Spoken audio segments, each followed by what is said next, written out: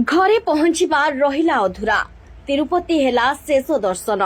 Bhadrak block अंतर्गत साहाड़ा ग्राम पंचायत विशिष्ट समाजसेवी धर्मपरायण स्वर्गत सरोजिनी मुदुली तीर्थ करने जाई ट्रेन जोगे फेरुथुबा बेले तिरुपति कुप्पम ठारे तांकर देहांत होइछि। तांक निकटरे तांकर पुत्रवधू साहाड़ा सेवा समवाय समितिर सभापति श्रीमती बनिता मुदुली एवं तांकर सुपुत्र विजु जनता दलर वरिष्ठ कार्यकर्ता हीरालाल मुदुली और पागुलू और समवाय समितिर बोर्ड सभ्य राधाश्याम राउत तथा साहाड़ा पंचायत अन्य तीर्थयात्री माने उपस्थित रहिथिले।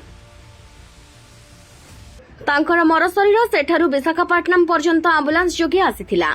विशाखापट्टनम ठारु तांकर शुभाकांक्षी नाती प्रीतिमान गिरींको गाड़ी रे आसीथिले। एही गाड़ी रे तांकर सान पुओ जयलाल मुदुली मर शरीर को आनिबा पई जाइथिले। तांको शेष संस्कार पई तांकर मर शरीर तांको बासभवन रे पहुंचीबा समय तांकर मर शरीर को देखिबा पई शह शह नर नारी रुंडीभूत होइथिले।